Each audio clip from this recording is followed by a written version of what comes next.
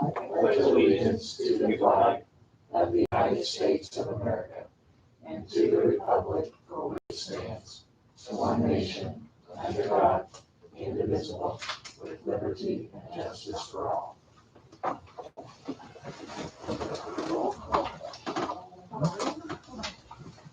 Hold on. What happened to you, Pat? I had shoulder surgery a couple days ago. Came back, I got it.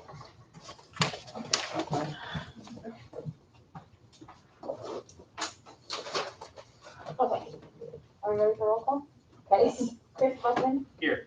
Carol Adorn. Here. Larry Mangan. Here. Jason Newberry. Here. Deanna Garber. Here. Tom Henning. Here. Pat Vika. Here. A motion to adopt the agenda. There was two agendas, we have to make a separate motion for both, or we just adopt both?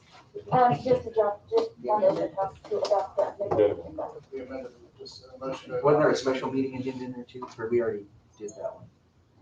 No, That's just for approval. Oh, gotcha, Yeah, okay. that's just in the consent I mean- agenda for approval, yeah. Motion that we had approved the agenda. second. Okay, all in favor, say aye. Aye. And opposed. Okay, recognition of patrons.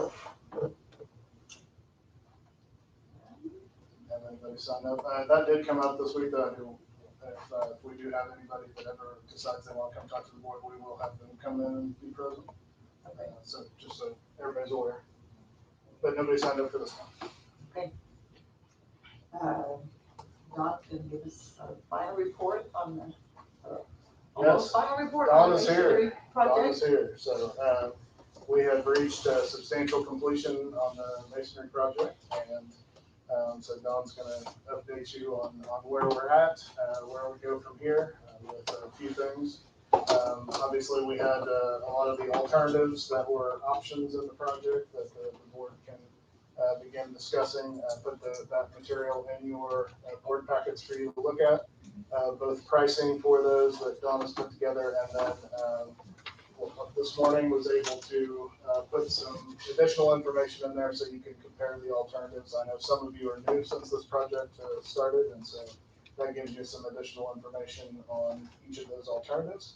And Don can obviously answer any questions on that as well.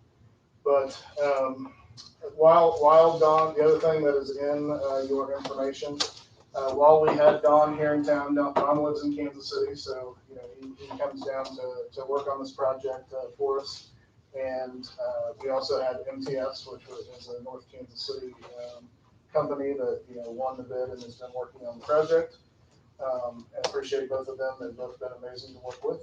And one thing that I had Don do, since we had expertise already in town, is a couple of buildings that we have had potential concerns on as far as masonry, our Washington Elementary and Central Office here. And so I had Don and MTS look at those projects and just give their opinion while we already have them in town. And so they did that for us. And so I have information on that.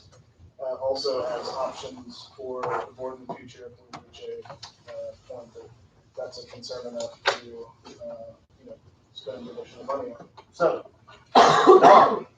All right. Good. So you want this or you want the table? I can use the table, if that works. That works.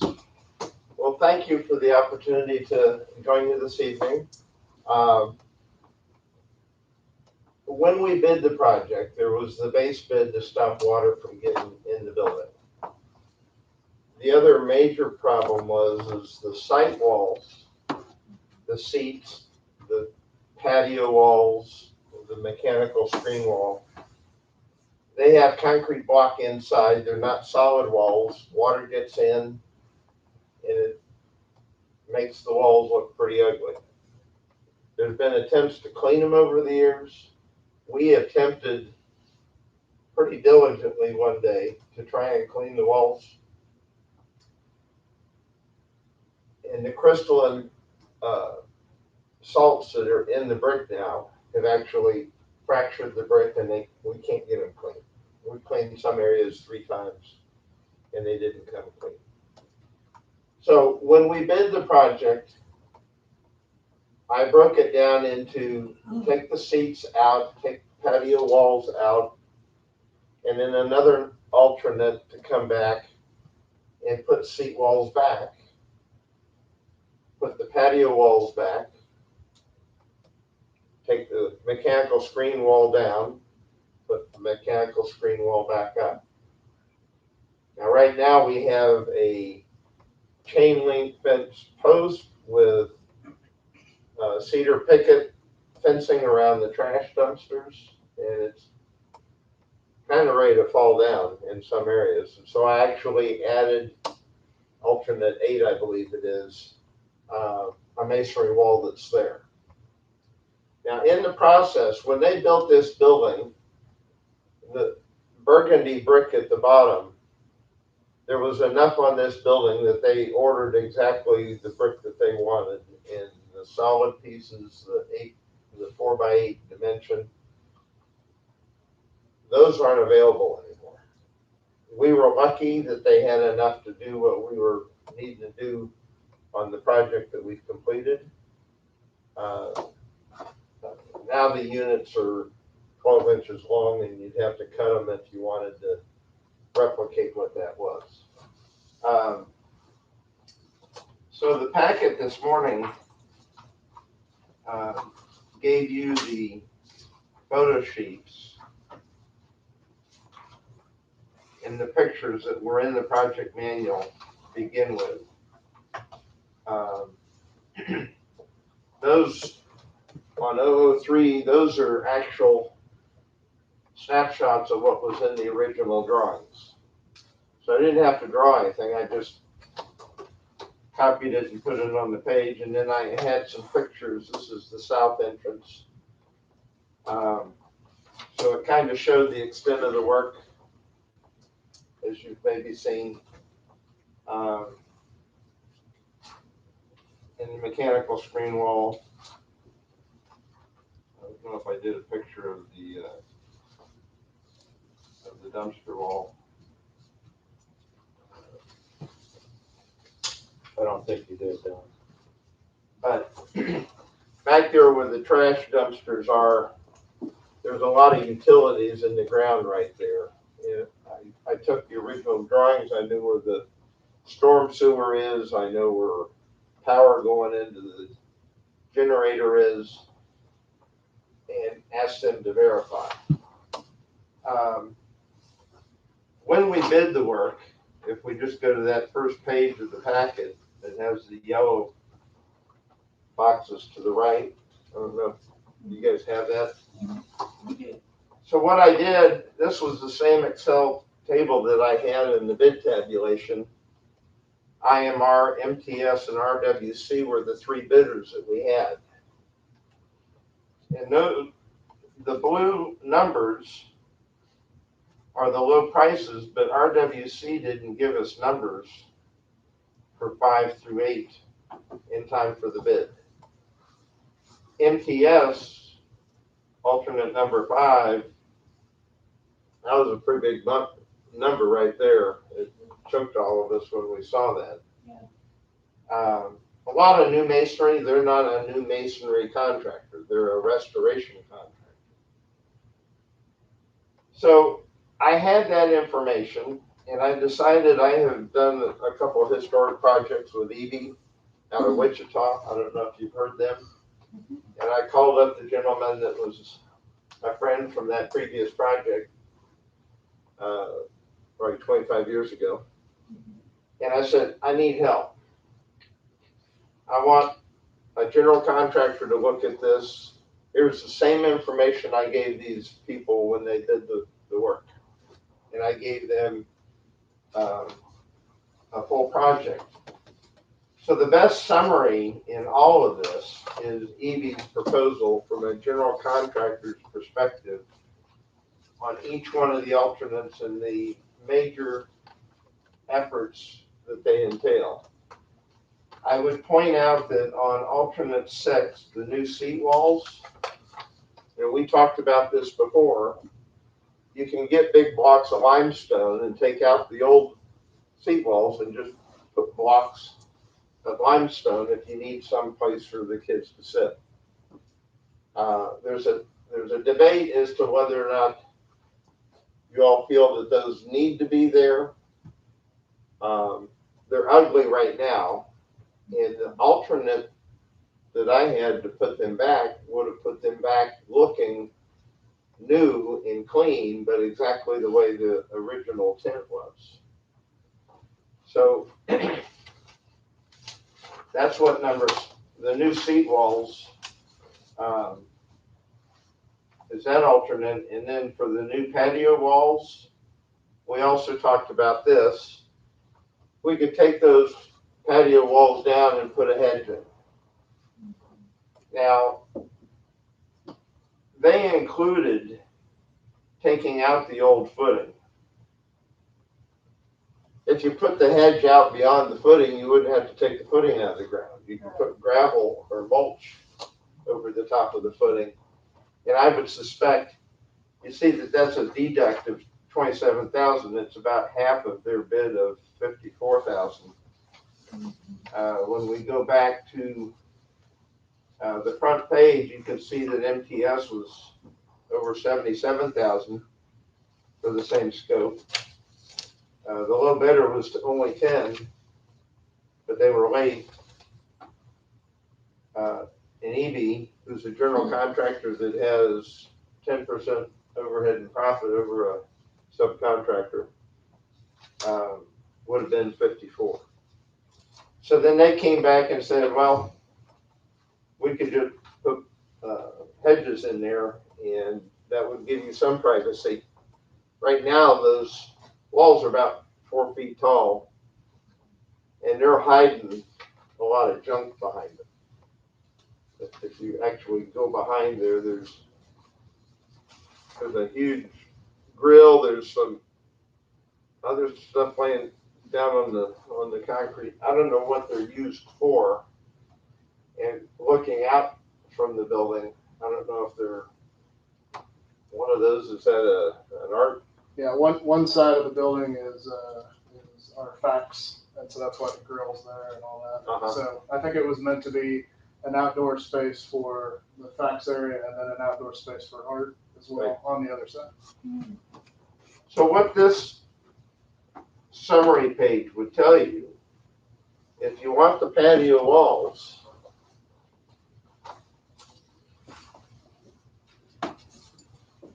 it could be, I'll say $55,000 to put those 2 patio walls back. If a hedge provides you the same screening, you could be a whole lot less. I wouldn't say we would take the footing out of the ground. And you could be done with it for under $20,000 probably. You could do the hedges locally. You wouldn't have a general contractor doing it, you know. So there would be a way to make that even more manageable. So that handles the front of the building and the south entrance. The mechanical screen wall, which is alternate number 5, instead of $146,000, the general contractor is at $85,000. RWC, again, I don't think has all the protection and the things that the general contractor has. They really spent a lot of time, and I didn't have to pay them a penny. I need to talk with them about how much time they spent, and we can have a discussion if they've added value to what you've done or what you're considering. We could maybe figure that out and stay within our overall budget, but be able to compensate them for some of their efforts. No commitment. I haven't even talked with them about that thus far. The trash screen to take down what's there and to put up a new wall was about $43,000. Now in that picture, I included something that I didn't give any explanation to. But keep in mind, I can't get that burgundy brick. So some of the screen walls that are being put around mechanical equipment now, there's a steel galvanized frame behind the louver system and a little bit of masonry. Now, I don't know that this is any cheaper, but if I can't get the burgundy brick, it tells me it's another alternative that I should consider down the road and figure out what that cost would be. So that's why I included this. This isn't what yours looks like now. Yours is a brick enclosure wall. Yeah, I did put those pictures, I believe, in the folder there. So just to give you an idea of what he's talking about.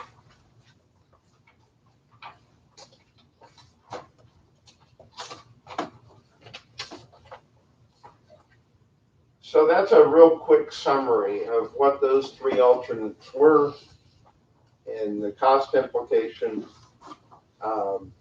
We can get the 4x12 burgundy brick, and we could modify some of the appearance of the wall, but you have an 8-inch tall soldier course in that all the way around the building at that level. You'd have to take those 12-inch bricks and cut them all off and paint the underside that you don't see to replicate that. Otherwise, you've got to order some 50,000 brick in order to get the kiln to give you what you had. To understand that the problem that those walls had is they had the voids and concrete block, which is a sponge. And if you hold water in a masonry wall, it releases salts and allows them to migrate out to the evaporation surface. The salts get left behind, form a crystalline growth, they crack the brick, and you end up with the problem that you have. Attempts to clean it, with muriatic acid maybe were a little aggressive, so they cause some deterioration in mortar joints and whatnot. When I do screen walls of masonry with brick on both sides, we use a self-consolidating grout that chemically is very flowable, but it's not with water.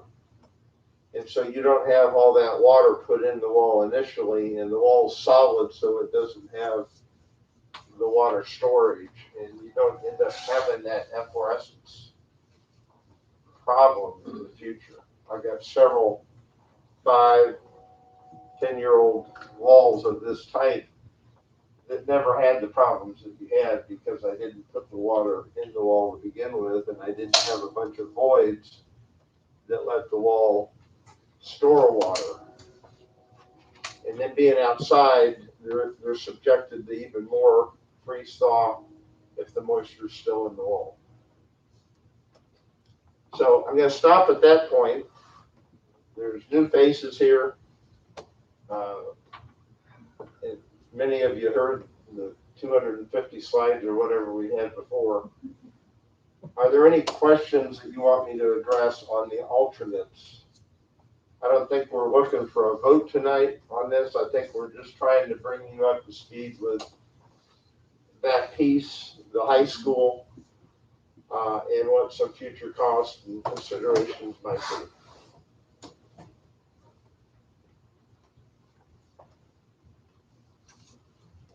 Don, just to clarify, we are looking at Evie's proposal. MTS is done, right? MTS today, 2 weeks ago was substantial completion. Today was, because I knew I was going to be here, I have officially signed off on everything on the high school, except I'm having a real problem with the added painting that we did. And the saga is continuing with that. I went and looked at it again, and you all decided on the ladders to authorize 4 coats of paint. And I go up and climb every ladder today, and I find areas that they ground that are now rusted because they didn't put any paint on those areas. And I have other areas that are still red primer, which is what it was 16 years ago, that have never been painted. And it's like, really? So I met the guy at 11:30. I showed him the 30 pictures that I had. And I says, you're not getting paid a dime until you certify that you've given them what you said you were going to do. If I have to come down again, and this will be a question to you all in that regard, if I'm coming down again, it's not going to cost you a penny. Because I'm going to take the money out of their contract to pay for my 8-hour day to come down to see if I've looked at it twice now. It was so bad the last time, they had 9 guys here the very next day. And my report of 8/27, you saw page after page of pictures. I was furious. Because my dad had me painting something, and I did that kind of job, it wouldn't have been pretty. So that's the status of the project. It's all done except for I'm dealing with this paint issue. I've got some things that I can do since I've got all their money. So it's in our court. If you all decide you want me to come back to see if they've actually done it because I can't trust them, then that won't cost you anything to do that. So Don, I got a question. Is there anything that you recommend moving forward so that future boards don't get back into the same situation? I mean, I know you've addressed the drainage issue, which is what causes problem. But I mean, I think you mentioned before, you don't recommend sealing the break. No, let me do a brief on that. Okay. Number one, if you go to BIA Tech Notes, they have a very well-written technical document on clear water repellents for buildings. And you read all through that, and the very last thing that you would ever consider is putting a clear water repellent on a brick wall. Well, in a nutshell, why? Number one, your problems were not absorption, your problems were poor flashing, and I'll touch on that in just a minute. But if your problem is persistent and your problem is absorbent, and that's known to be the problem, and you have no other problems because you've already addressed all those, then yeah, you can consider using a clear water repellent. You have to do that every 10 years. The problem with a clear water repellent is it's going to hold 5% of water vapor in the wall because it's only 95% breathable. Now that's not the problem.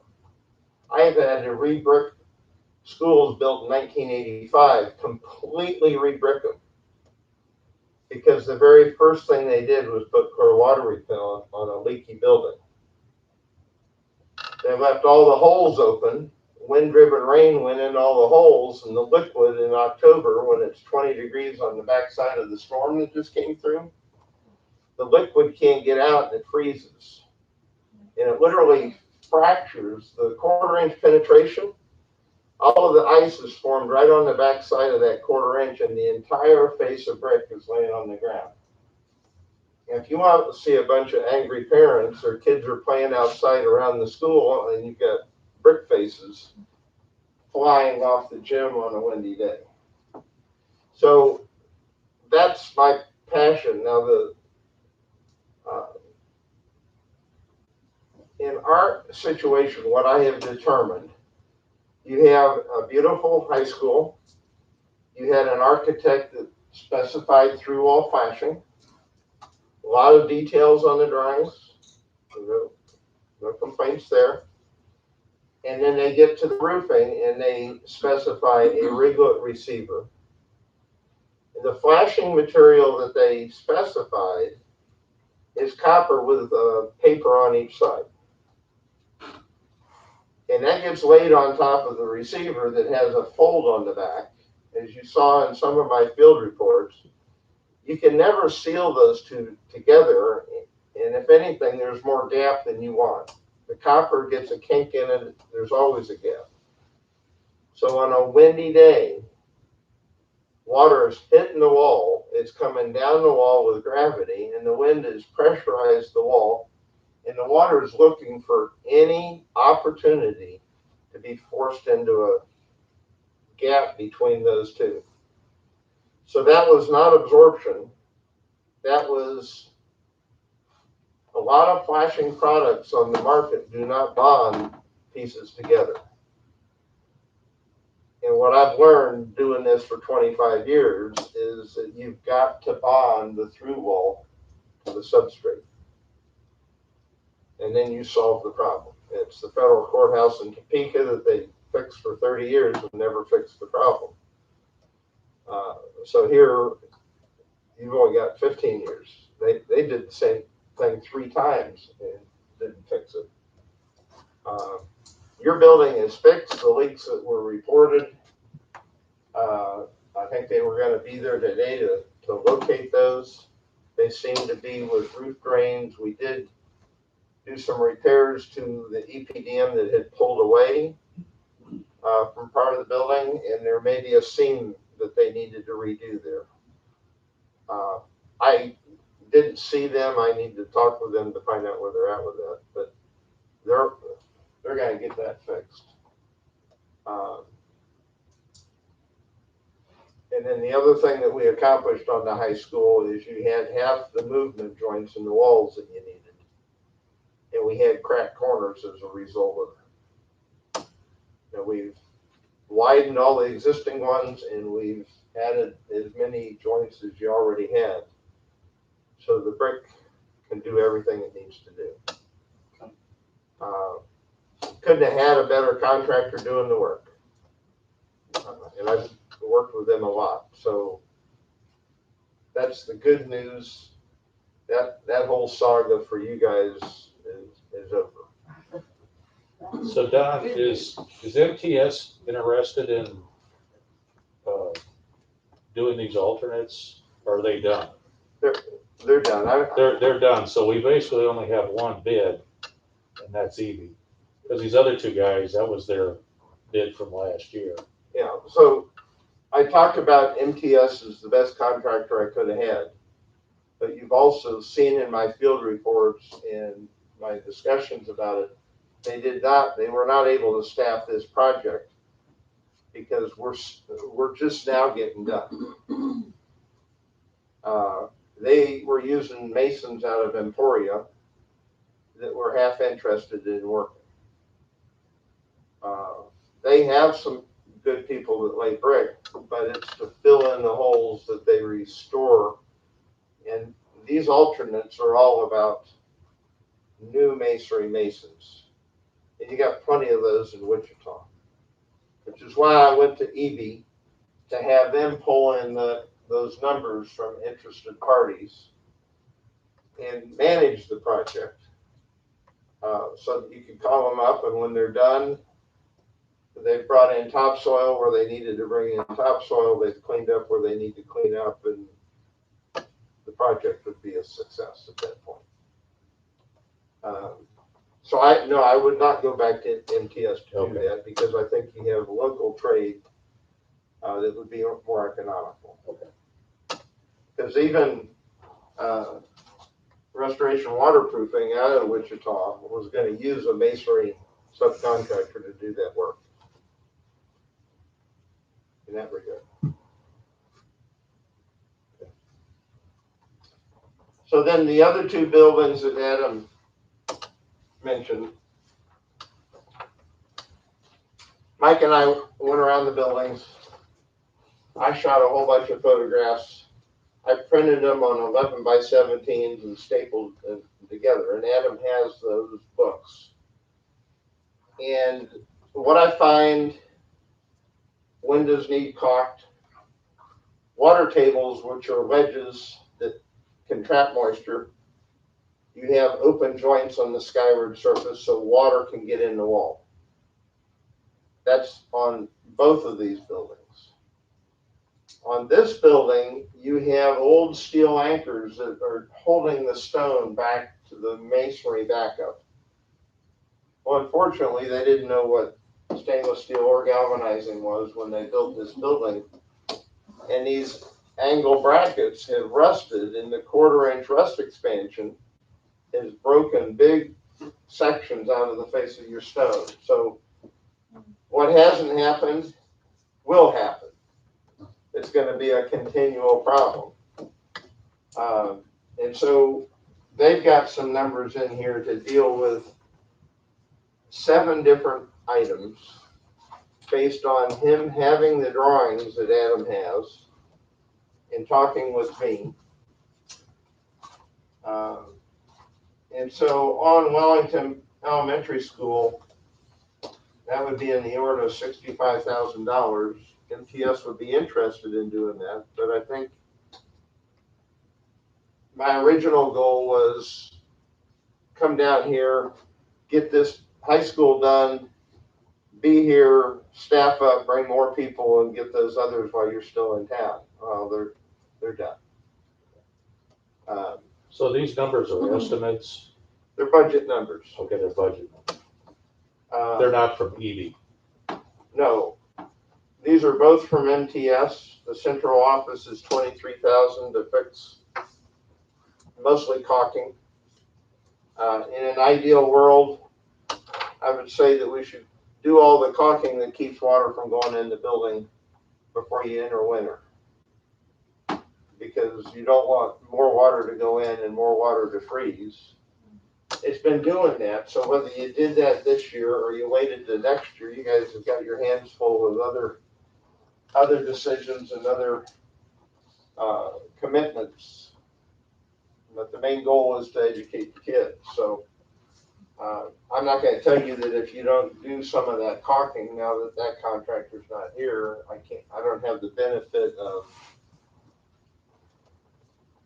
the efficiency of having them tack it on to what they're already doing. So I think that those could be done at a different time. And if we go to MTS's backup in here, you're going to see that he's going to mobilize for $3,500.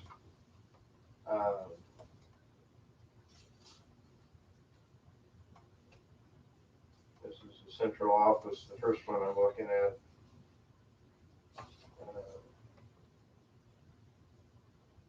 Yeah, so he's got it fairly well itemized. We're going to actually core drill out those rusting anchors and reattach the stone. But that would only be fixing the ones that have already failed.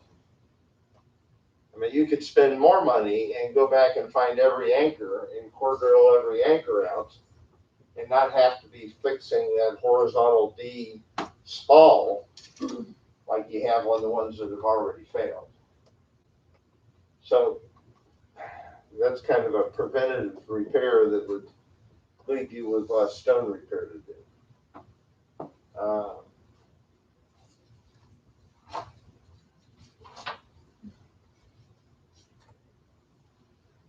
So that was pretty much his 23,000 was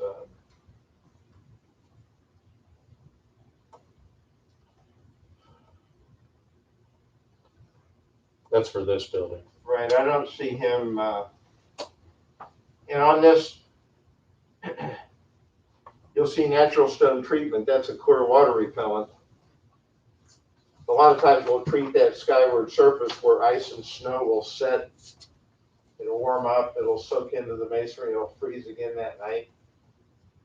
So if I put it on that layer, then it keeps that cold weather absorption down. But I don't do the whole building because of the breathing reasons. I don't see.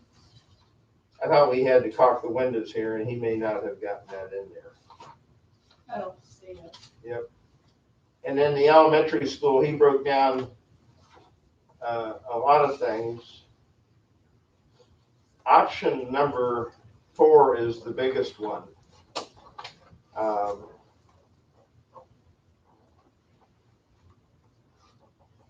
And I think that was the addition to the original school. It's what would be your front of the original front. The windows that they have are like 3 windows wide, and there's a steel column at third points of those windows. I believe those steel columns are rusting in the masonry below the windowsill.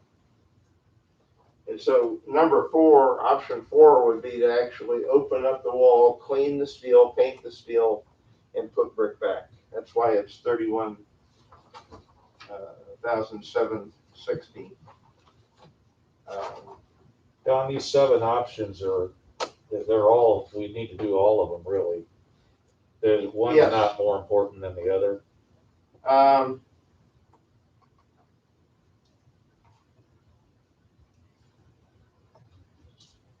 Well, option 3 would be the type of repair that I talked about, where you would caulk the stone coping joints, recaulk all the window perimeters. You know, that's an easy thing to do. When you have wind-driven rain, if it's going to be hitting that window, you're going to be getting water going in at the window perimeter because the caulking has failed. And we can put a caulking in now that instead of lasting only 7 to 10 years, it'll last over 25 with the silicone technology that we have.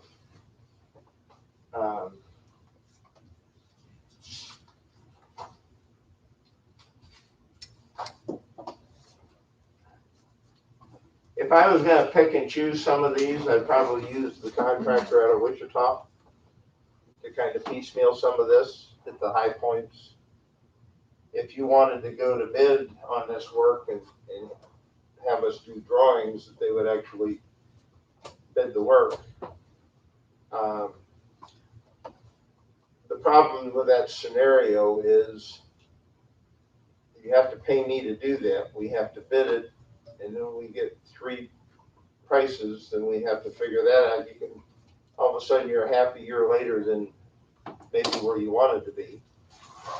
So depending on the scopes, you wouldn't need it explicitly called out. But you know my focus is if I don't inspect what I expect, then the poor guy doing the work that's told by his boss half of what he needed to be to do a successful project, you're going to be back into the same boat you were, hoping for the best and getting less than what you hoped for. So there's ways that we could maybe do that. One, if you negotiated with them, they're local enough that I could come down and have a couple meetings, and they could do the work, and I could come down like I've done with NTS towards the end and see if they've completed the work that was expected. My main concern is to fix the things that are letting water in the building.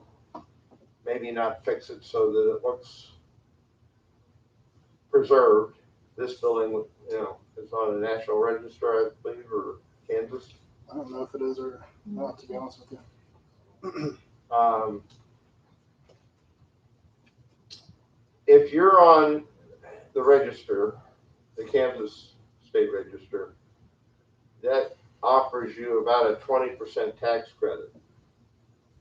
But you'd have to get it listed, and with the Kansas budget the way it is, I don't know what they're going to do with the tax credit programs.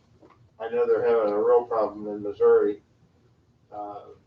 You know, maybe a year or more delay on getting the tax credits. But that would be part of the financial thoughts that you all would have to consider.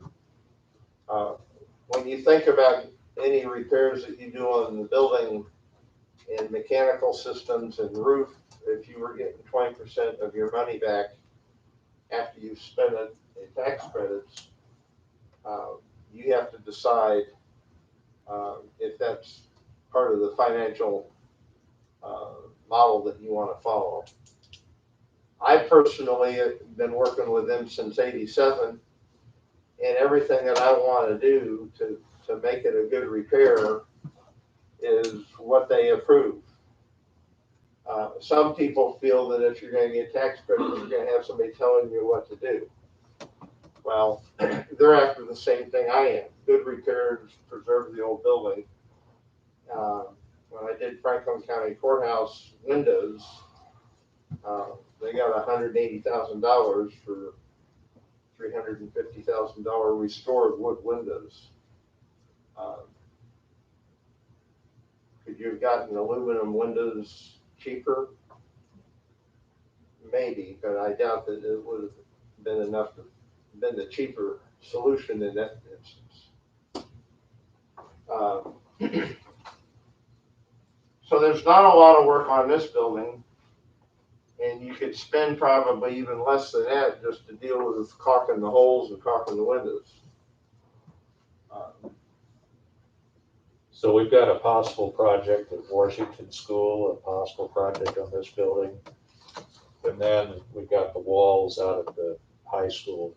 And then there's a fourth project, which is the roofing at the high school, which Yes. we kind of set the stage for that with the project that we're wrapping up. Right, so what we've accomplished in the project that we did is we have, the receiver at this high-low roof condition is about 2,500 feet long. And we put it in so that it's up at a location that we won't be as close to the roof or we won't have as many steps. Because I don't need to go to the door or go from a door and step down maintaining a minimum height off the roof and then run into the back of the parapet wall and have to all of a sudden jump up to get above the parapet wall. So we started at the door in many instances and ran almost level or one step or something in order to maintain that roof termination elevation. So we're set for a new roof. Now what you don't have is what your maintenance costs are annually to keep this EPDM roof tight, watertight. The system is hard to find the leaks. Mike's pretty good at it. He's had quite the test since he, Just slightly. right? Plus half the rock in the state of Kansas is up on the roof. You know, so I don't know what the square footage of that school, but if you figure 10,000 square foot for the rock, that would be an estimate of how much rock's on that roof. An adhered membrane's a little better than a ballasted loose membrane, which is what you have. Your membrane is pulling away from the wall, and we fixed some of those. Mike had some of those fixed prior to my being involved in it. It's a continual maintenance cost. And if nothing else, I would take your roof maintenance number that you've had over the last 16 years and divide it by 16 and continue that you're going to need to maintain that roof. So that's a budget number. And then you could look at a new roof. I'm not a roof consultant. Ray Roofing has been very good to work with on the project that we had at hand. So you have a contact with Ray Roofing to get maybe some budget numbers on what kind of roof system or what kind of maintenance. Now, if they can't give you a maintenance number, there's a firm out of Topeka that I use for 20-year master plans, and he'd come down and look at the roof, and he can tell me what the maintenance is every year. He'd say you need to replace the roof in 0 to 5 years, I would assume, since that's a 15-year roof that you have. And then we would look at options for roofing. Most people are going with EPDM membranes, and you can get the white membrane put on the roof. It can be pretty thick. You might even be able to get a 30-year warranty if you get the 80 mil thickness of that membrane. It's still going to be a membrane, and if you get a pinhole with it adhered, normally the leak's where the pinhole is, and you don't have a ballast, so you don't have to uncover the leak to find the leak. It's an adhered membrane. You go up in hail resistance with a modified bitumen sheet. It's like a 3-ply system. There's a lot of roof systems.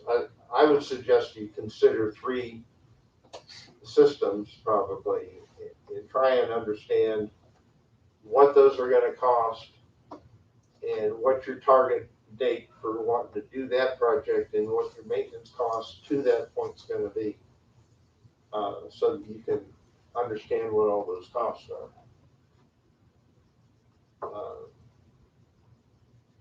We've not done that, but we know that you've got problems that we haven't fixed in the roof of it pulling away from the parapet walls. That's going to stretch it. I joke that you guys have been doing tire patches for 15 years. You know, it's time for a new inner tube or something. Yeah.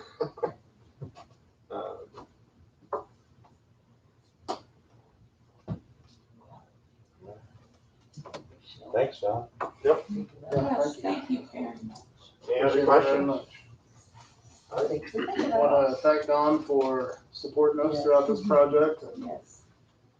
overseeing it and using his expertise to work with NTS. And we know it's a great project thanks to your expertise on this. So appreciate it very much. You and I have been working on this together for a long time. So at some point you might not hear my voice so much. So Well, I always enjoy talking to you. We Thanks, can maybe talk about vacations or something. that's right. That's right. Thank you. Was this one right? Sorry. Thank you. Thank you, Don.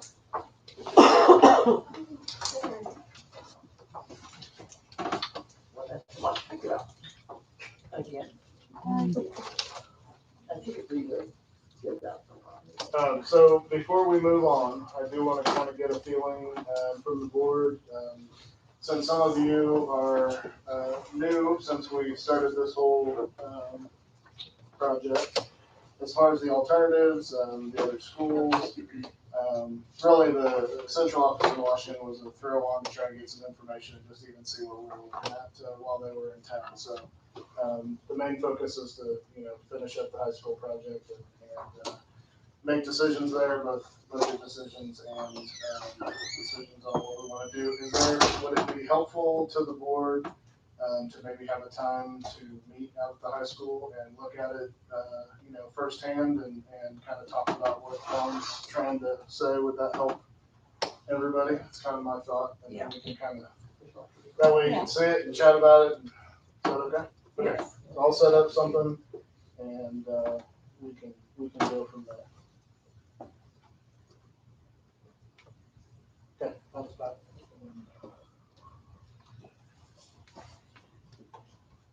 Policy manual. policy manual, okay. Yeah, It was me. yeah, Chris and Chris Carol. and Carol. They've been the policy masters and the biggest policy master has been Shelby. So we're appreciating her work very much. So essentially our policy, or as far as the board policy book, the massive book that, you have a workout just picking it up. It is huge. We also have an electronic version that we always keep online for our public and for anybody to reference whenever they need to. And so our policy manual needed to be updated. We sent it off to KASB last year and had them go through it and make sure and basically give recommendations on, hadn't been through their official eyes for a number of years. So we got that finished. Got the policy book sent back to us with recommendations from KASB. And so now the policy committee has met and has looked at the updated policies. And so that what will happen from here on out, just to let the board know, is KSB releases policy updates twice a year. They release them in June and December, correct? So what will happen from here on out is once you guys approve this policy manual project, since KSB looked it over holistically, what will happen from here on out is every January, after the December manual comes out, and every July after the June recommendations come out, we will put that in front of the board and have the board update the policy. So that will happen twice a year from here on out after this first one. So what we would like to do, the committee, Chris and Carol, I appreciate their work on this. They have approved what we have worked on, what Shelby has worked hard on, and they have approved that to come to you for a October approval next month. And so what we would like to do is Shelby is going to go ahead and by the end of this week, because the policy book is huge, by the end of this week, we would like to go ahead and put that in the October BOE packet. So that gives you lots of time before next month to look at, make yourself comfortable with what's been done in that project. And then we're going to ask for your approval for the updated policy book in October, and have that ready to go. And then from there on out, you will see it every January and July. So that is the plan. Any questions on any of that?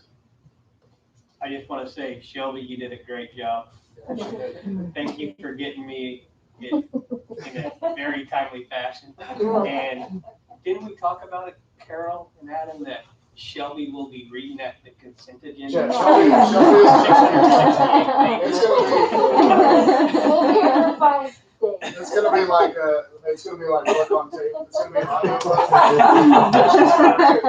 Yes, if you're going to sleep.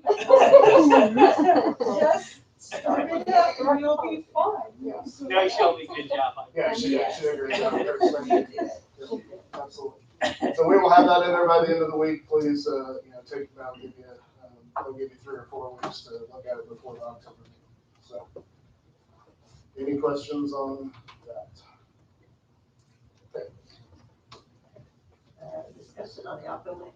Yes, outbuildings. Okay, we have a few buildings that the board has talked about over the years that we do not use regularly. We have used off and on over the years. We have 2 outbuildings behind Kennedy. One of those, the board had asked to put that up for auction and sold for $11,000. And at some point, will be moved off the property. We do have another building back there that really, the one we sold toward that looks towards the parking lot, really needs to probably be removed before that one can even get out of there. So that was the whole intent and why we picked that one. So that one will be removed at some point. So just need board discussion on what, officially what you want us to do with the other Kennedy building. That one has been used more recently. It has been used for preschool over the last few years. And then the other discussion we need is on the McKinley building, which the district has just used for storage for years now. I don't even know the last time the McKinley building was used for purposes beyond storage. So like the McKinley building, the storage, the stuff that's in there now for storage, if we sell that building, where would that stuff migrate to? Well, what Would it be building and contents? Yeah. Well, no, probably we would remove the contents and figure out what we want to keep and what we want to find a new storage place for. Okay. It might be a good chance to, continue to clean it out. And this other building behind Kennedy, is it, I'm guessing a little bit of storage, this stuff kind of migrate? Mostly it has been still set up as classrooms through last year. Okay. So yeah, they held preschool classrooms in there last year.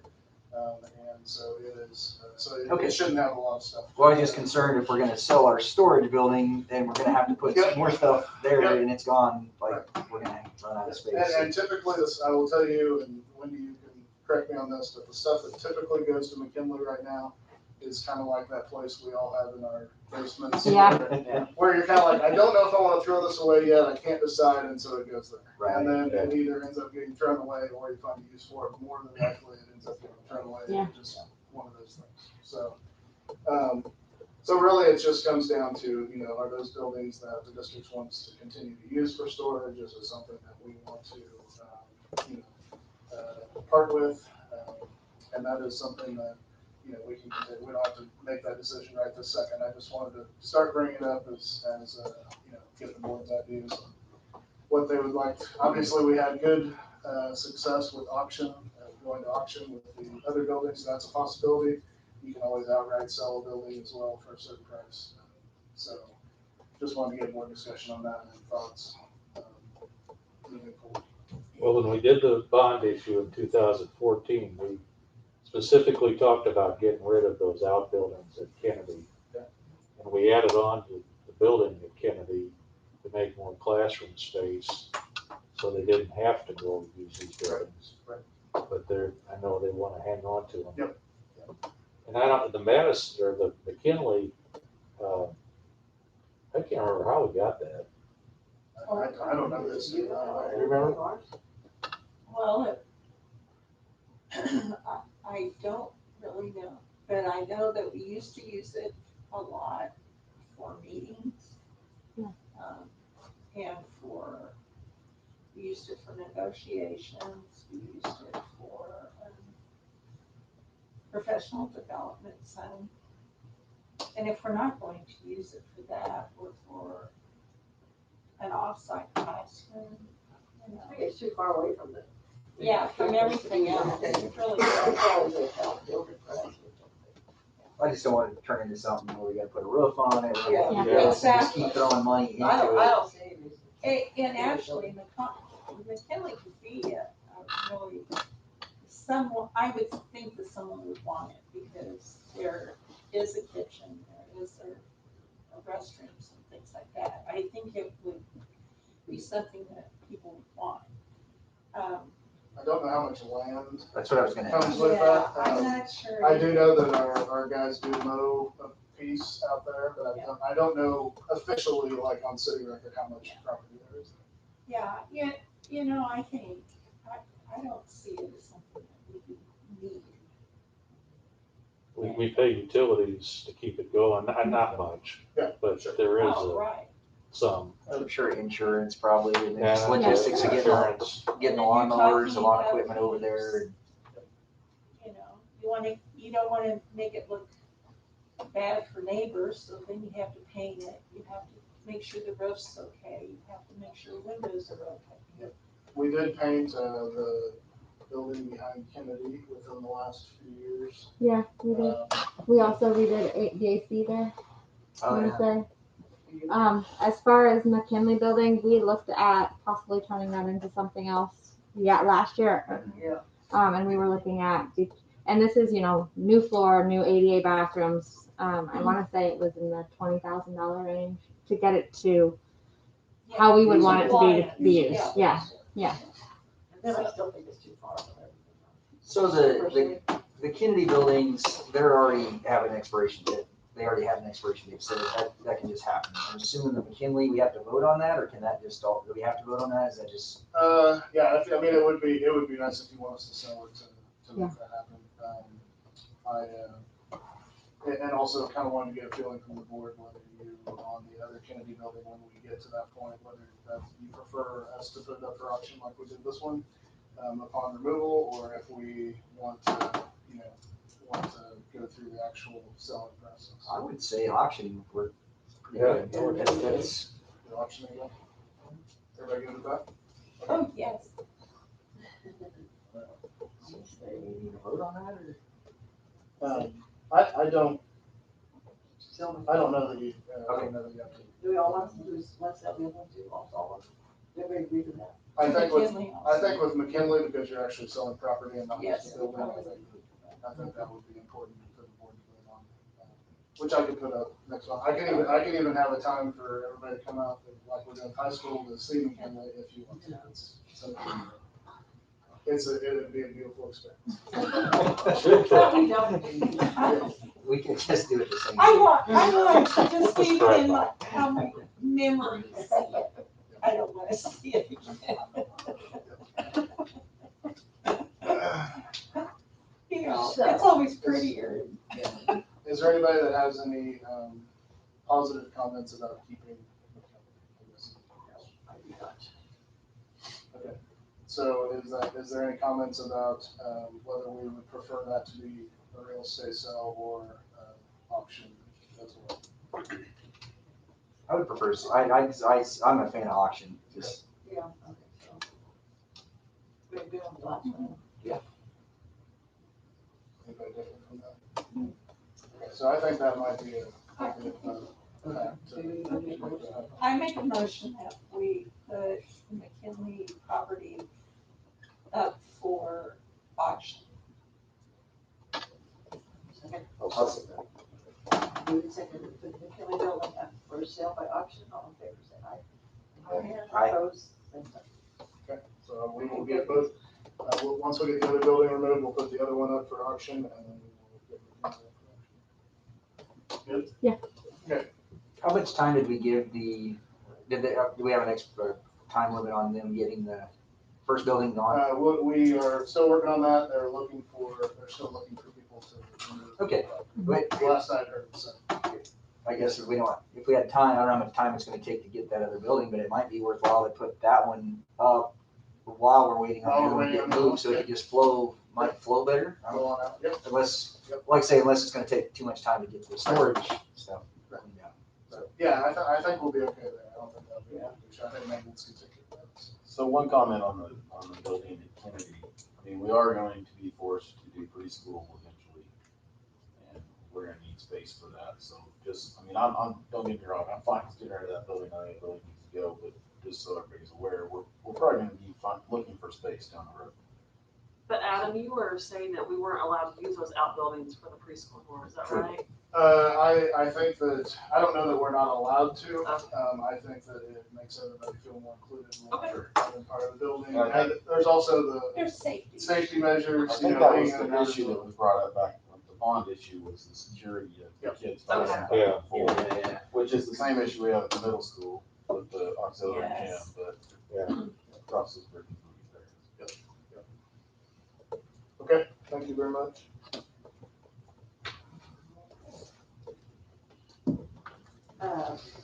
We talked, Adam and I talked about the possibility of having a planning session to discuss, we know we need to, do some things about, class sizes and boundaries and looking at our enrollment.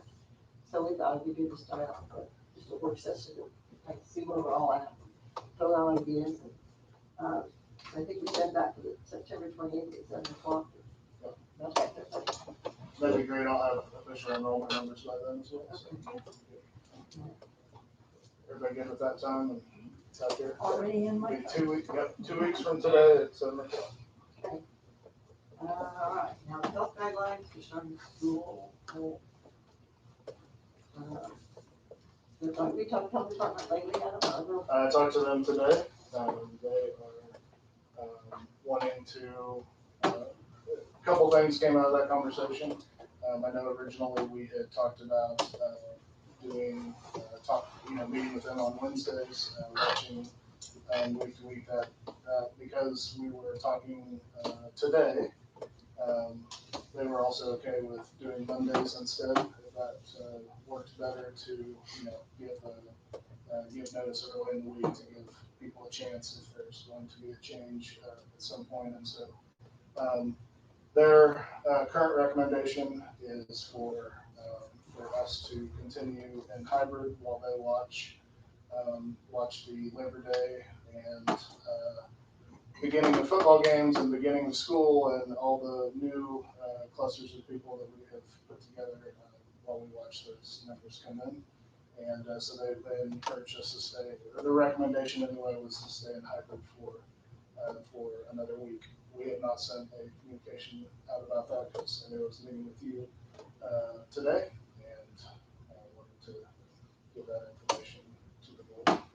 So that was the discussion for today. I would like to acknowledge all the parents who have emailed this, the last few days. We've had many parents email their concerns about, their children are not doing as well in the hybrid mode. And they are having a hard time with their work schedules and getting the students to and from school. I also know that we have to keep kids safe and educate them. That's our number one goal. But I do want to acknowledge that our parents are upset and they're feeling very frustrated right now. I completely understand, and as we all knew when we were putting the reopening plan together, unfortunately, when we are in hybrid and we're trying to give our kids an opportunity to social distance, it is not convenient for anyone. There's not a hybrid schedule that we could have put together that would have been convenient for parents, unfortunately.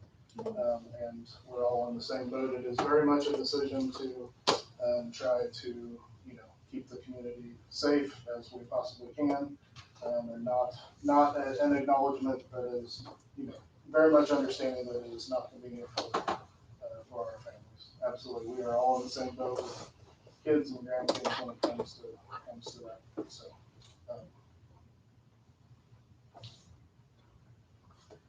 Does the health department break down where in Sumner County the cases are? Yes, yeah, whenever I'm having a conversation with them, I specifically am talking about Wellington. My decisions made for Wellington schools need to be different than decisions made for our neighboring schools based off of the population of kids we have, and also the, we're not the same community with the same social clusters and the same things happening, and therefore it needs to be, those decisions need to be made separate for our school district compared to others. So she could tell us what percent of what clusters we have in 353. Yeah, if I specifically asked that question, I have not specifically. Yeah, I haven't heard them. I think that would make more of a difference to people.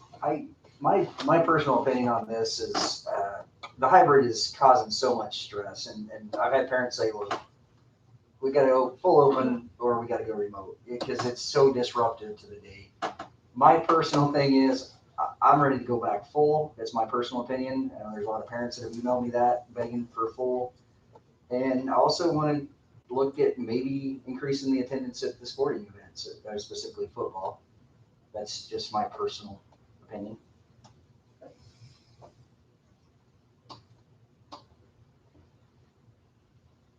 I actually called the building administrator today and spoke with them because I wanted to know what the staff is feeling too, because they're going through a lot and Sure. They're having to teach the lessons twice. They're having to me in the remote part.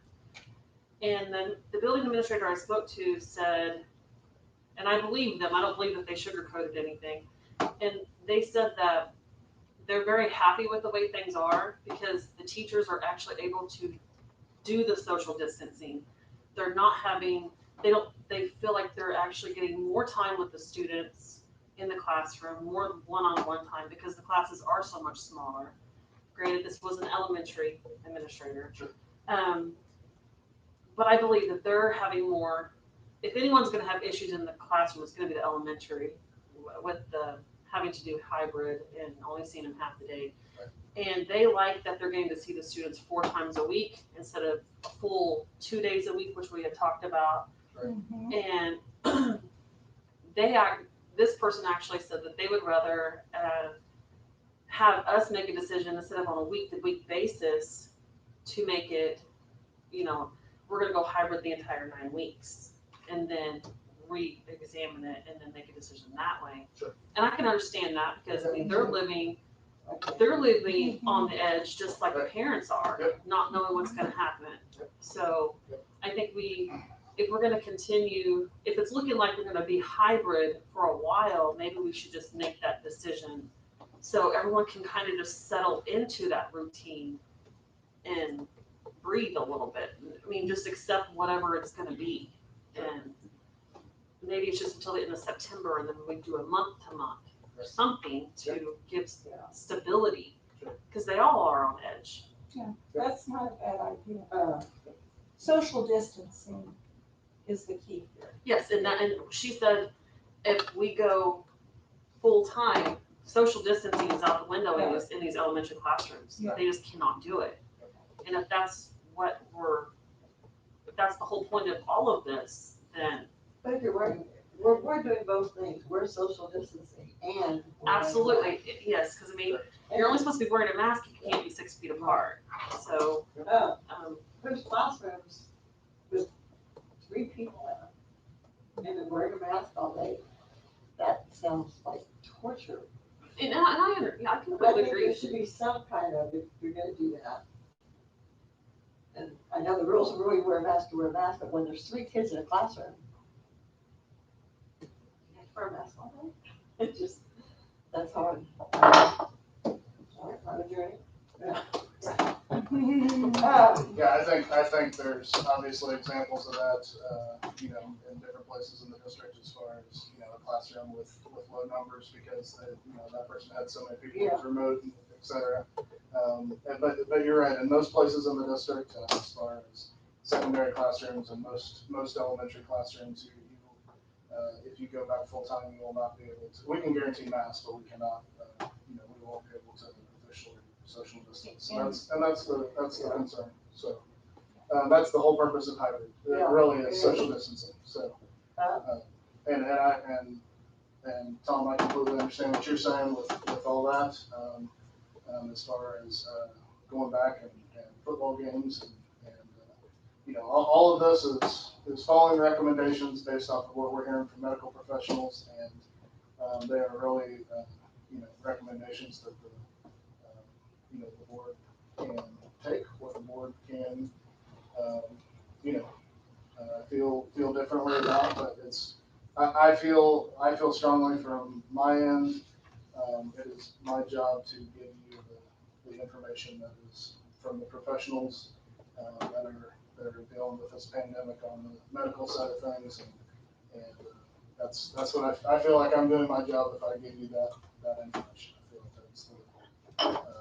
I really have a hard time with the kids that are home, especially the elementary kids that are home. I do too. I mean, I know, you know, we say our grandkids and, you know, but there's lots of different situations. Of kids that are home, and they're home with nobody, or they're home with, nobody that wants to help Push them, them. can help them. Yeah, or, nobody can help them. Yeah,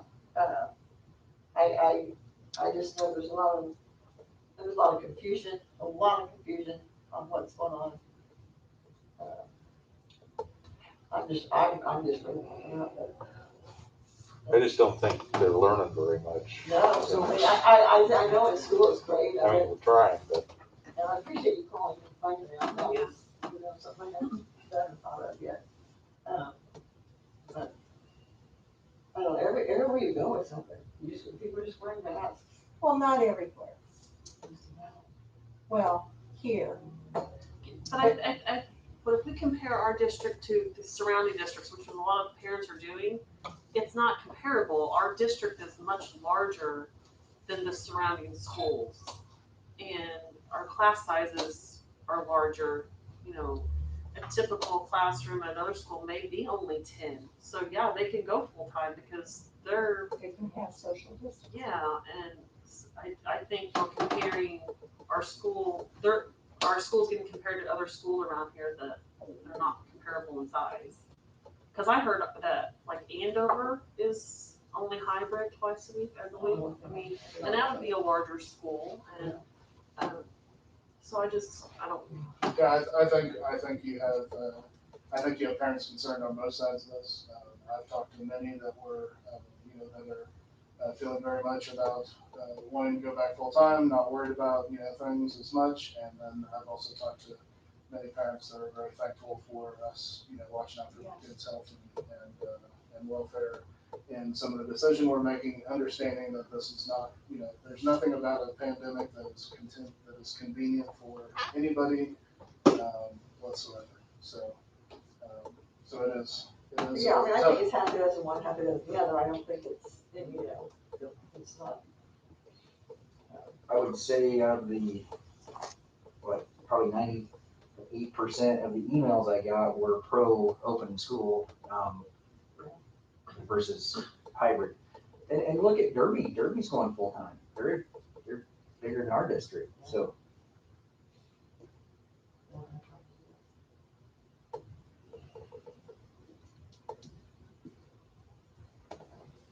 And I guess I would say, my opinion is if we open full-time, we can't allow the parents that don't feel comfortable that to go remote. That is something that we would request some time to set up. We're set up based off of the remote numbers that we have currently, and that would definitely be something that we would need quite, considerable amount of time to. We worked all summer on a reopening plan, that is what we're talking about here, and part of that was getting numbers for remote and setting up that work. So if we go full, and we have a lot of parents that want to go remote based off of the board's decision, then we would need to be able to set up to be able to handle a push to remote at that time. Now, we would keep all the other rules in place, the mask. Yes. Absolutely, I'm 100% in favor of that. If we're gonna open up, and I still believe with the sanitation that's happening, I understand with hybrid, you're gonna lose some of the sanitation, but you guys are doing a really good job keeping the school sanitized, and if they have masks, I just feel, my personal feeling is we need to open, but let's see what the other board members think. And I know we talked last month, a couple weeks ago, about the attendance at the senior night, and using that to determine whether we should allow more people into the football game. If they were able to be spaced out, and what that looked like if we added, another ticket or another 2 tickets per student to that, what would that do for us, or what would that look like? Yeah, what we're currently doing is we're taking 25% of any space, the occupancy, 25% of any occupancy, and that's how many tickets we're putting in there. So, the first football game, we gave 2 tickets because we had a lot of students that were involved with that. I know the first middle school football game, they were able to get 4 tickets because there were less people involved. So it's all been pushing out 25% of occupancy. So like if Levette County, they're not gonna bring, I went to Levette County last year, so you can also go by the size of, you might give an X amount of tickets, but that X amount of tickets are not coming back to town. Well, they let us know how many people they plan to bring. That's how many Right, to tickets. bring, but everybody you bring is not bringing 2 parents. So that opens up a lot more space. Is there any way to make a compromise on that where, instead of adding, giving each player or, each student 4 tickets, maybe everyone just gets the 2, and then there's 150 first come, first served to the public? And we have done some of that as well. I know that Luke sent out earlier today that there was extra tickets for volleyball, and so he put that out kind of first come, first serve. That was a text alert that went out at some point. So they're just trying to get the 25% out there so that they can make sure the 25% were. I'm afraid if we don't word that correctly, we're gonna end up with a whole scalping thing going on where people are like selling their tickets, Yeah, well, I didn't mean it like that. I know what you're saying. It's just, there's a very good possibility. I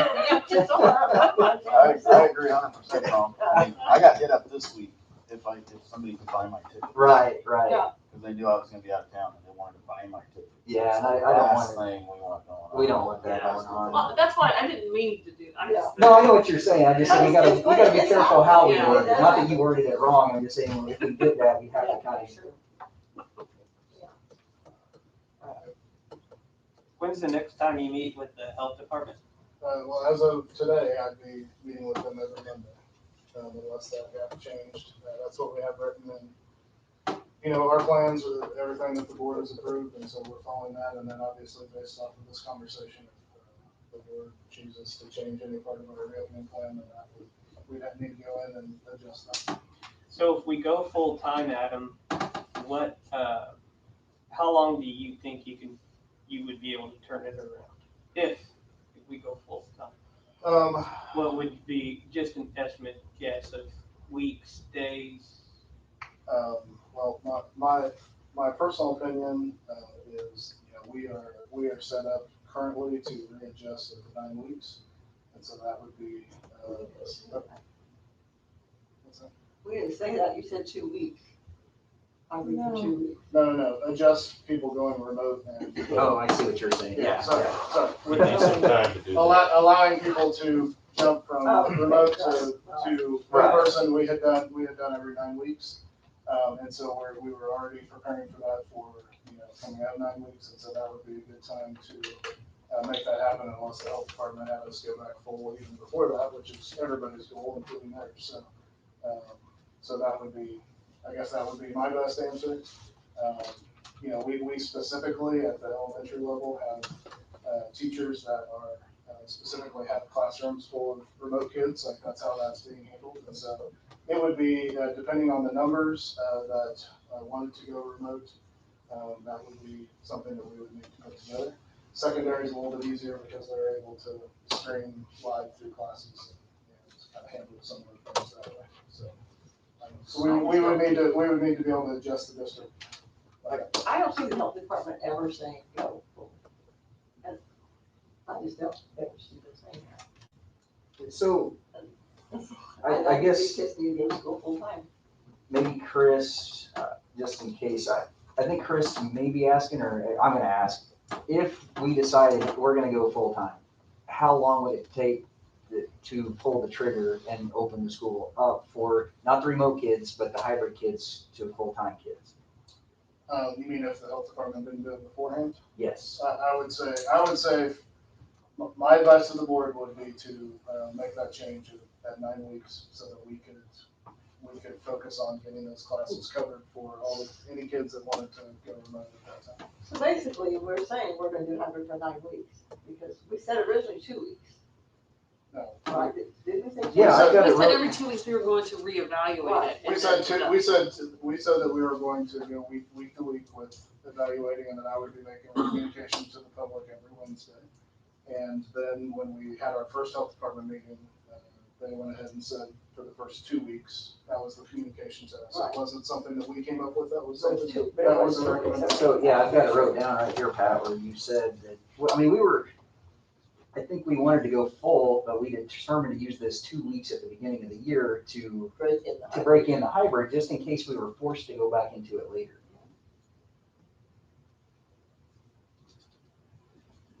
So basically, whatever we decide we're gonna do, we're gonna do it at 9 weeks.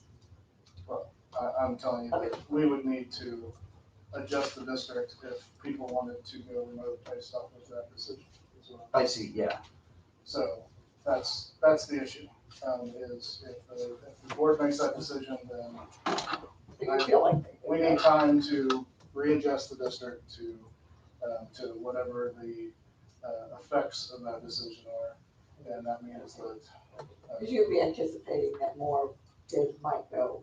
Yes. Yes, and our classes are very full. I got you. Yeah, our current remote classes are very full, so we would need to readjust the district. We have students out there that are already assigned to teachers that go into them every day, and we would have to figure out how to get numbers served remotely while keeping kids in the classroom. So some students may have to switch teachers, or we would have to work on that and figure all that.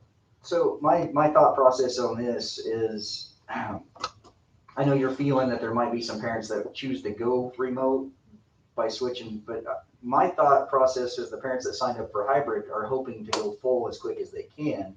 Otherwise, they would have already chosen remote. That's just the feedback I'm getting. Yeah, I think everybody wants That's, I agree with that, I think that's true. So I guess I don't see a bunch of people jumping from hybrid to remote. I'm seeing jumping from hybrid to full. And I'm not saying everybody's gonna do that, but I'm saying a very small percentage might, because they wouldn't have their kids in school in hybrid if they didn't feel comfortable with them being in the school at all. It's just the way I interpret it. But there's a difference between remote. Yeah, in person, hybrid and full are decisions made by the district for in-person learning. So, Yes. So remote, it's really just whether you're in person or you're remote. So, obviously we will adjust as fast as we can. I just don't know what the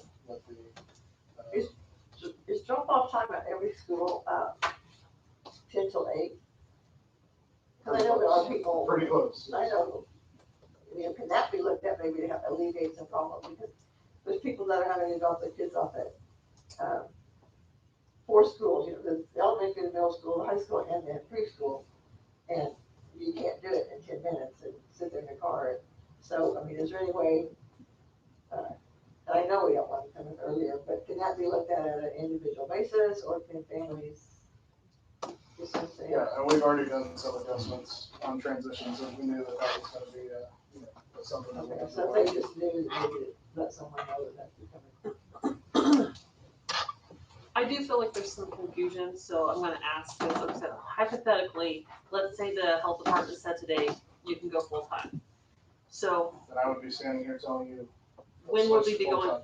when would that happen? Like, Probably next week. okay, so I'm just making sure, because like I think everyone's under the same impression that when the health department says we can go full-time, that it was gonna be immediate within the next week. And that's what you just said, but like if the board was to call a vote to go ahead and do full-time, you're saying the 9 weeks. I think I'm saying that we would need time to adjust to find out people who are comfortable with that and if they want to switch, and then we would have to adjust the district based off of the new numbers, okay. which would take some time since we've already started school.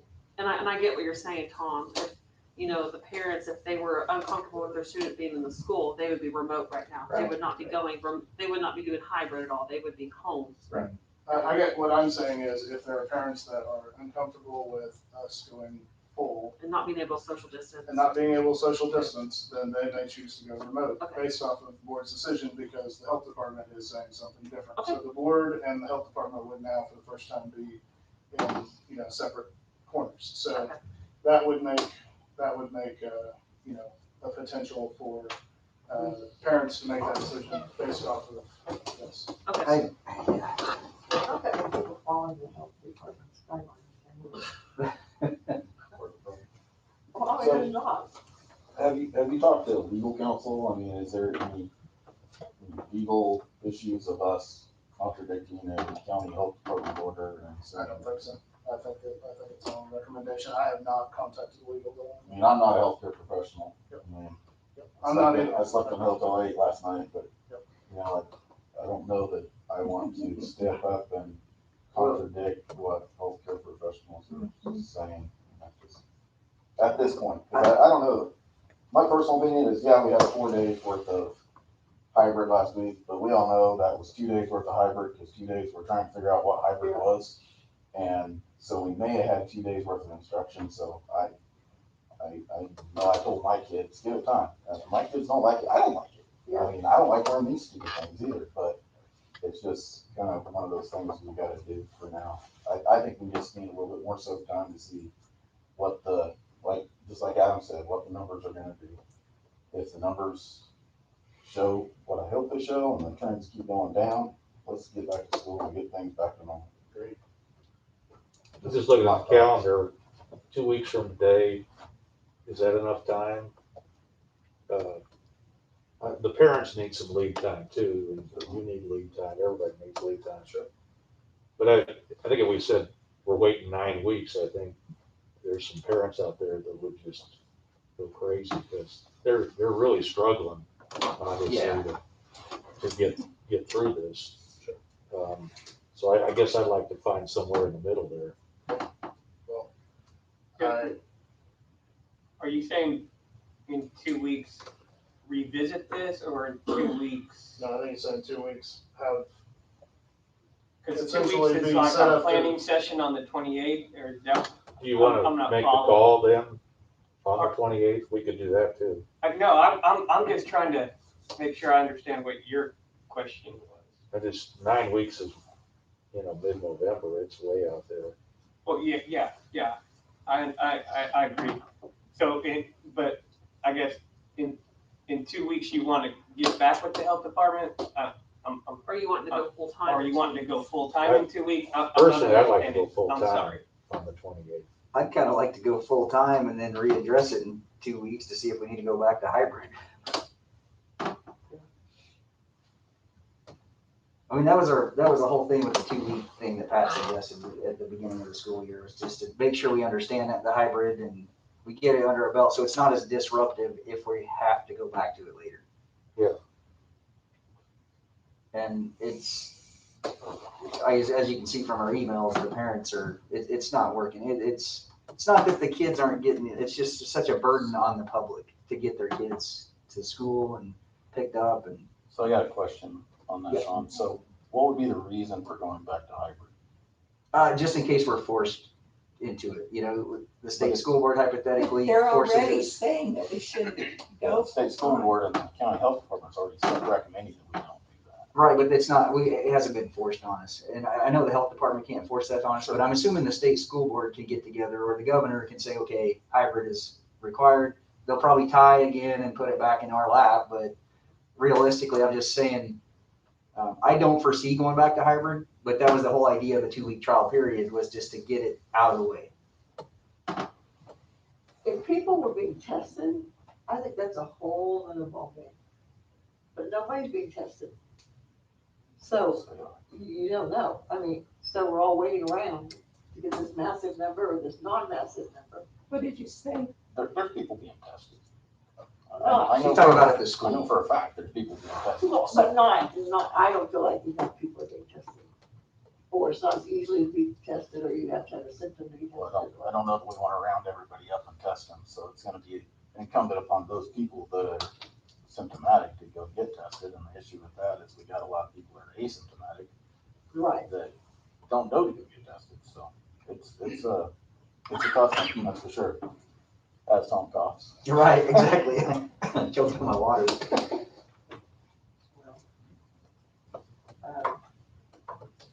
Where are we gonna go from here? I don't know. Tough call. I'm gonna make a motion that we go to school, open the school up full-time, Sorry. starting next week if possible. Get our 2-week trial period.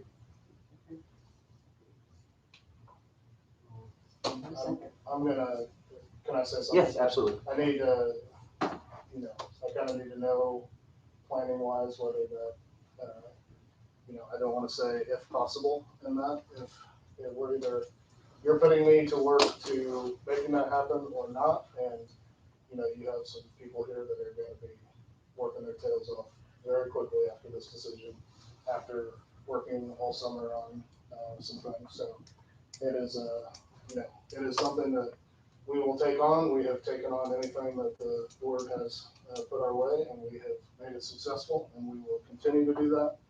However, sticking up for my people, I would like a official date as to when you would like that to happen. I think next week it's too soon, just basically because you're gonna have to get with the parents to see on remote and everything. I'm not opposed to going full time, but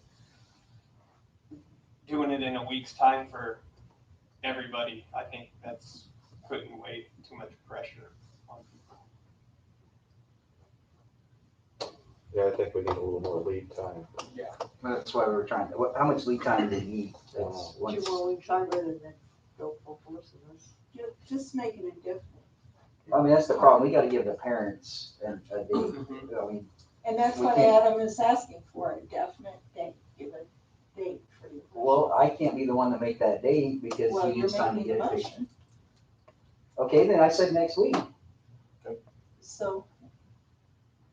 Not And if I'm possible. respecting Adam's, Okay, I said if possible, because he needs to tell me if that's possible. Yeah, and I can't, without talking to people standing here right now and this being, out there, I can't give you a perfect answer on that without, I have lots of people to talk to if that's. Would you feel more comfortable if we readdress this as quick as possible? Like if he gave you a couple days to talk to staff and.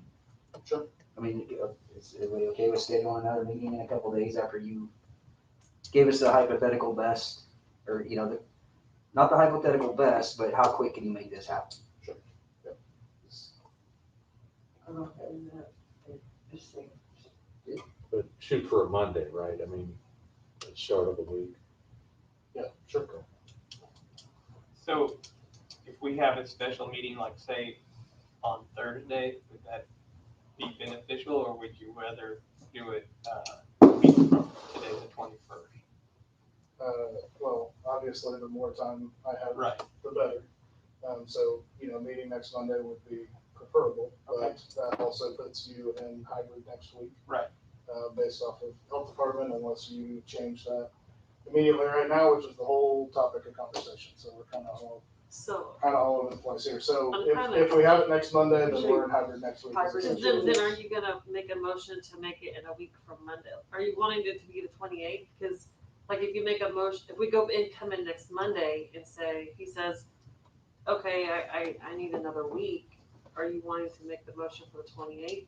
I guess my thought process was if Adam's gonna need time to talk to his staff, administration, see how quick they could pull this together, I would say if we meet in 2 to 3 days, if he says, okay, Tom, the best I can do is a week, or the board, the best I can do is a week, then we would vote.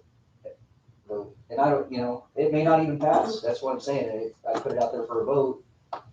The rest of the board may not agree with that. So, But it's given Adam the opportunity to yeah, do more of a concrete date Yeah. instead of us sitting here right now and saying, guess what, Adam, we're gonna go next week. Okay. yeah, make it happen. I mean, Right, we don't, So that's not fair to Adam at all. I'll tell you that if the health department today had said, we were comfortable with you going full next week, I would not be sitting here worried because that's the original plan anyway. Right. It's as soon as they said, and a week from now we go.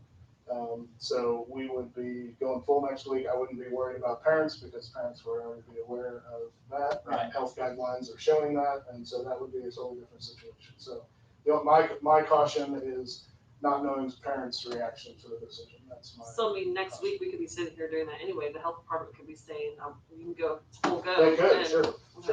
There might not even be a vote. So I guess that's the confusion. If the health department said, you're just worried about the parents' reaction, that's to the board going against the health department. If that's what your concern is. Or a huge outbreak. Right. So we can't social distance if we do this. Right. So if we have a huge outbreak, it just puts so much more responsibility on us. I get that, but like I say, there's other school districts that have not, they've already weighed the cost and the pros and cons and went against the health department. So I get that. I understand. I guess the reason I mentioned 2 days was if by chance we're able to pull the trigger, it's not locking us into another week block of time of hybrid. Is why I was mentioning the 2 or 3 day meeting to give parents time to react and maybe get a feel for how long it would take to pull the plug on it. The difference there though, Tom, is they started out full, where we're started out in hybrid, and I think, didn't you have the parents sign stuff saying how they wanted to go? So that's why Adam wants to get with the parents because of what the parents have signed, and I think to give Adam at least some time is the appropriate thing to do. Yes. Without saying, hey, that's just my opinion.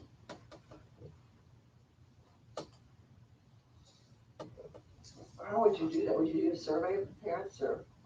We would probably, I need to get with my building principals and come up with a plan, best way that they're gonna feel good about communication, with parents.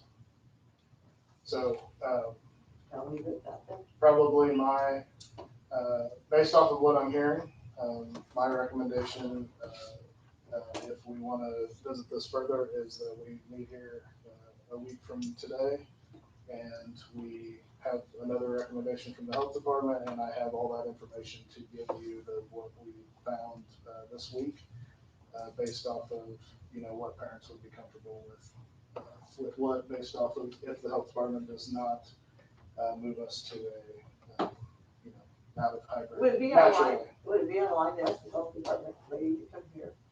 Yeah, sure. To answer our questions all. She's going to city. I could have other health professionals come as well. That is something that we could absolutely do, and that way you are getting information directly from health professionals, and I am very much the middleman. I know that. Yeah. I don't think That's a good idea. So I'd be happy to put that together so that next week we had health professionals here to discuss this with the board and move on, and hopefully a week from now, it's not even a worry because we're getting good news and things are better, and we were able to have Labor Day and football games and all that stuff without a spike, and school starting, oh, that'd be great. That's what everybody wants. So there's not one person in this entire community or sitting in this room that does not want to be full-time school with masks off and back to normal. You know, if you told me that, I don't agree with that, just because we're guaranteeing another week of hybrid. That's the only reason I don't, that's why I was kind of hoping we could get something this week to know that the parents would know that they're not gonna be in hybrid next week. And it's really not my decision, it's the board's decision for that. Well, just in your motion, don't say if possible, just. this is it, anything's possible, so. Just say it, set a deadline. Let's go from that. I don't know how to word that. I mean, if Adam comes back and says that he's talked to the administration, there's absolutely no way that we can pull this off with the parents, everybody going remote, then it's irrelevant.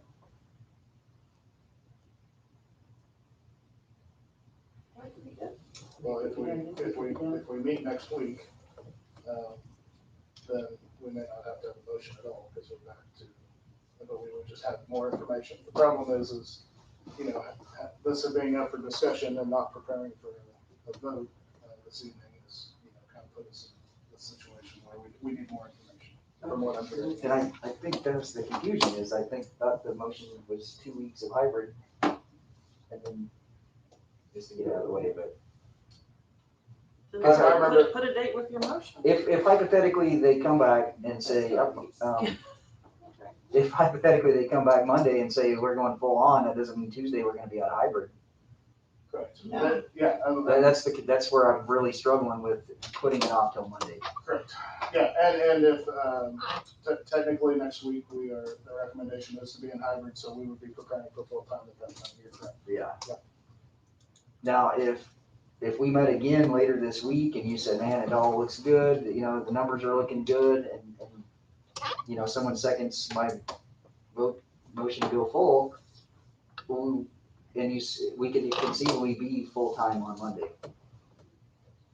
And the health department might, Depending on the outcome of the information. yeah, and the health department might come back and agree with this and say, okay, you guys did a good job, hypothetically. I mean, it's reaching.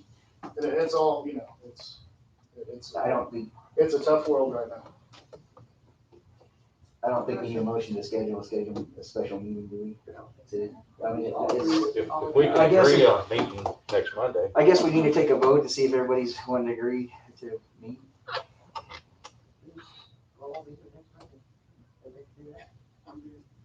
I'm really not wanting Monday, but I know, that's what I didn't, why I didn't say anything. keep wanting, She's been I want, talking Thursday. I want Wednesday or Thursday is what I want. Pick a date. I make a motion that we meet on Thursday at 7 PM to evaluate the feedback from the parents and the staff to consider going full-time. Thursday the 17th. Right. That's the Yes. 17th. I'll second the motion. Moving second, all in favor, say aye, raise your hand. Larry's still looking at his calendar, though we should give him some. He got it. Okay, so, How about those that vote no? oh, I said, they signed your state. So, the motion is 6-1. All right, I'm sorry. It was 5-2. It's 5-2, Jason, Carol. Okay. But we had a motion on the floor, did that just? It didn't get seconded, it never got seconded, yeah. Okay. So, moving on. To action items for Crusader credit. Yes, Crusader credits, the board has discussed that quite a few months now, trying to get everything ironed out to the board's comfort. We put some final touches in there based off of discussion from last month, making sure that teachers were securing goals prior to the Crusader credit process happening. And Dr. Kern, I don't know if you want to add anything in there, but I think we tried to put language in there to alleviate the last concerns that we had. I'm just looking for your approval. Yes, we're hoping that this will be a big benefit for teachers and that it's set up in a way to help them reach their own goals and goals that are set forth. I move to make a motion to accept the Crusaders Credit Program as presented. Move to second, all in favor say aye. Aye. Opposed, same sign. Thank you all so much. Thank you. And Jim, you will come back in the spring or the summertime and let us know Yes. how it went. Yes, Okay. yes, definitely. Yes, ma'am. Okay, we need Thank you to very much. approve the spark money, to receive the spark money. Yes, so there is county spark money potentially available. We've been working with the county committee on that, and they have submitted their information off to the state, and that could include up to $500,000 for USD353. Part of us, if the state is to accept the committee's proposal, in order to receive that money, we would need this resolution passed. And so it is kind of a no-brainer, but it is out there for you guys to discuss, and then went ahead and put it in action. So we are put in position to make that, get that money if the committee's proposal goes through. Sorry, that's too wordy. I don't know how to word that motion. I was trying to help you out, Adam, but I'm gonna sit back and let Jason do it. I'll do it simply. Move to approve this resolution. As presented. As presented. Spark money resolution. Sparks. There we go. Okay. Need a second? I'll I say think- it. Move to second to accept the spark money resolution. As presented. All in favor say aye. Opposed, same sign. Executive session for how long do you think? I'll make a motion that we go into executive session for 10 minutes to discuss non-elected personnel. Let's take a 4-minute break. Executive session will start at 8:51. Regular meeting will resume at 9:01, Who's included? including Adam That's and the administration team. Second. All in favor say aye. Opposed? 4-minute break. Yeah, sorry, I was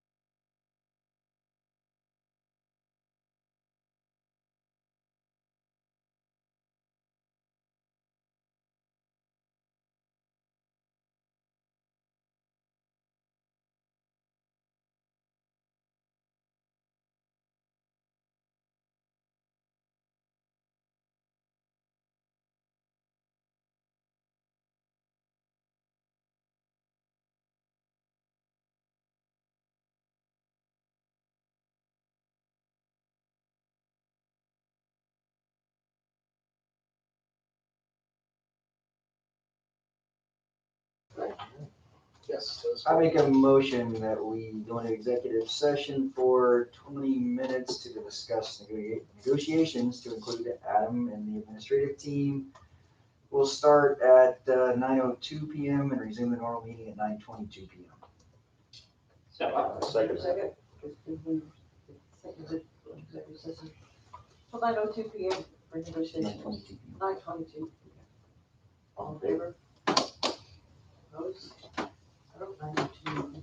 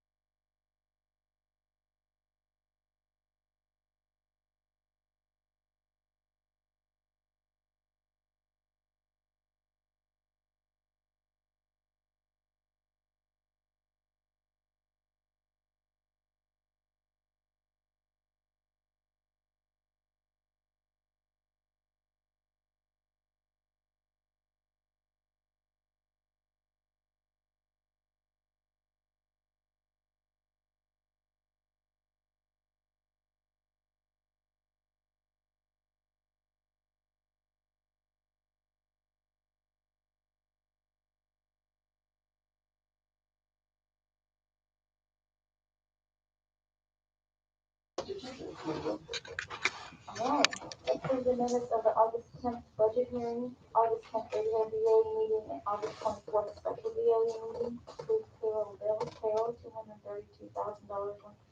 $232,000, $232,141.77.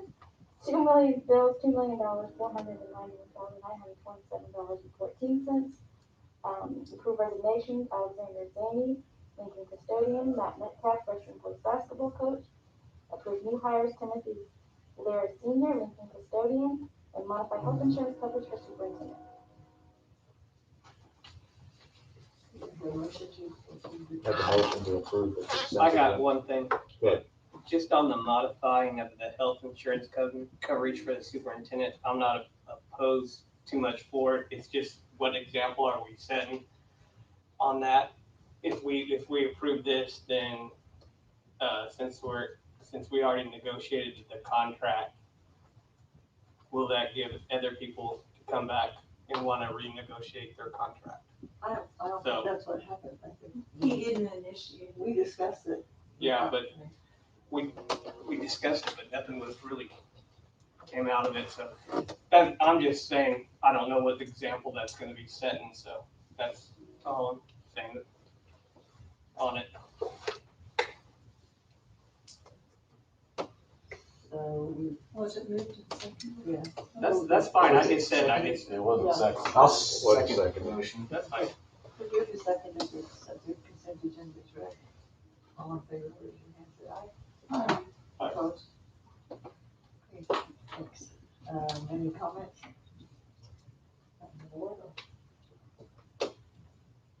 Yes, Mr. Minkin. I sold tickets at the football game.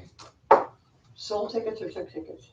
Well, I gambled money, gambled that dirty money. Sold money, yeah. They gave me gloves. So. Interestingly, you know, some people didn't have any money. They wanted to pay with a card. We don't take cards. I had one guy that wanted to pay with it. He just wanted to give me his ticket. Yeah. Well, the ticket only gave you the opportunity to give me $6. Right. I think Luke told me he's gonna maybe go to a digital system for There the are, next I mean, game. I've I'm been not some sure. places that have, that they don't want cash anymore, they want a card. I can't remember what it was lately, but it's been this year. So will we have to swipe cards? Yeah, I'll swipe the card. Yeah, we can look into that. That is- I don't There think you that's a go. bad We can idea. set this up about like the turnpike where you got K-tag or the There we cash. go. There you go. There we go. And we'll put you- Just keep moving them through. We're gonna put you in the cash only lane. And we'll have the K-tag lane over here. Give me the gloves. One thing that was really different though, instead of having 1 million kids coming in all the way through up till halftime, you know, once everybody got in, That's it. that was it. Yeah. It was nice. It was, I mean, everybody's ticket's different that you go to, every town you go to, the tickets look different. Some are real fancy, some are just like ours, some are real elaborate. But, it's working. I mean, I didn't gonna have to pay $6, but I think it's just your ticket to get in again. Yeah, just a ticket to control numbers. Yeah. Anything else? Okay. Meeting adjourned.